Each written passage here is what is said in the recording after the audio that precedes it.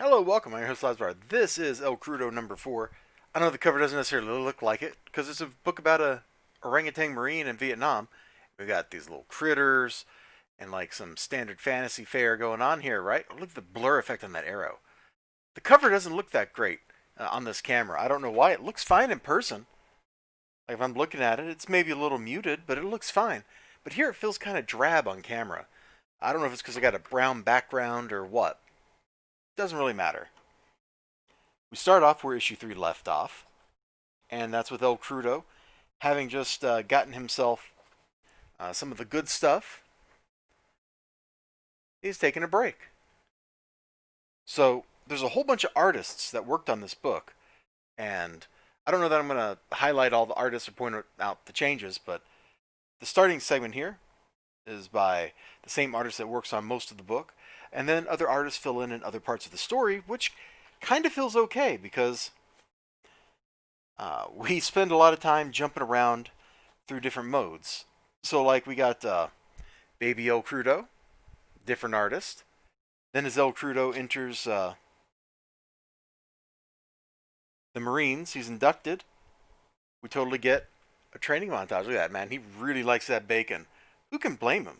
Who can blame him? In fact, I really, really enjoyed this page right here. Not just for the pictures showing the training, the same kind of training through different stages of his life. You know, eating, uh, doing, thinky things, actual like tasks, and then exercise is great, especially here. Boom, boom, boom. And you can see El Crudo has turned into one awesome little dude. He's got a 94 here by the time he is ready to graduate. So we get this absolutely great like training section. We go through his whole childhood before he makes the big drop, and it is a lot of fun. We learn a lot about his character, his backstory, how he got to be the person he is. And there was one, oh, I kind of wish I could just show you like the whole book. So this is great. So he is lit up and he is intoxicated, right? And he's hallucinating. He's having a opium dream. And as he's going, check it out. That's what he was. Let's go back. Let's go back, just so you can see it. He's cutting himself a little piece off right there. And what eats him? It. So now you can see he's fallen down the rabbit hole. Like he was thinking, kind of dozing off, thinking, oh man, my life, this is how it got here. Kind of having those reminiscent, nostalgic thoughts. But then, boom, it's time to change. And it's also time to change artists. So El Crudo gets digested, and he comes out the other side, and we get this basically absolute, like, fantasy story. Like, this wouldn't be too out of place in heavy metal. He fights little goblin dudes, he fights a bigger goblin dude, and so on. Eventually, he, like, kills this Norse dude, takes his lady, and eventually he wakes up. We return back to the modern, and it was a ton of fun to read. Now, I gotta say, while it was a ton of fun to read, I don't necessarily know that we really needed to take the detour. So it was fun, and you learn a lot about El Crudo and his desires and what he thinks and stuff. He very much wants to defeat evil because that was ingrained in him. Evil on the cover being these guys.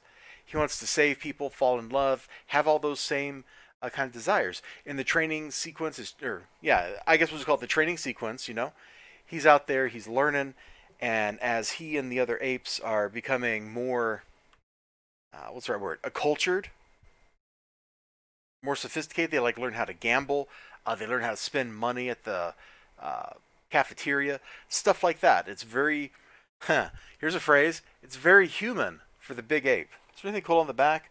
Oh, there's just the thank you note from Manny Shape on the back. Okay. Which I've showed that off, I think, in the unboxing video for this thing. So we learned a lot about El Crudo, and it was pretty good. But except for the part like at the very end, when he wakes up and stuff starts happening, which I'm not going to tell you what any of that is. I'm not sure that any of this was strictly necessary for the furtherment of the story. Now maybe we get this built upon somehow. Like 2 or 3 issues down the road, as El Crudo is lying there in a pool of his own blood, dying, he hallucinates about the fantasy sequence or something, and then he passes to the great beyond. Like maybe something like that happens. I don't know. That's pure speculation. I have no insider knowledge.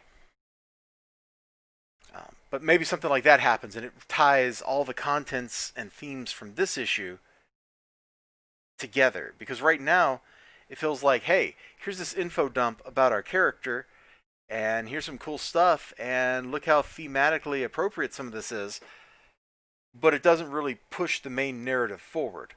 We took like this side jaunt over here to an interesting place, and then we came back. It's entirely possible that I'm underestimating the importance of the little side jaunt. But I want to make sure that you understand. I'm not saying anything bad really about that. I just don't think it was strictly necessary. The art varies a lot because there's a lot of artists in the book. I pretty much liked it. And I don't actually know who the artist was, but this very painterly sequence here, I don't necessarily know that this was 100% my jam. Like, I don't know. Sorry, I didn't realize that glare was there. I don't know that I really like this particular set of art that much. But it's only a couple pages long, and we're back over here. Well, then we get to here, which I really did enjoy the art in this section a lot. I thought this was fantastic stuff. The fact that we have different art for different time periods, different mood, or different like things going on.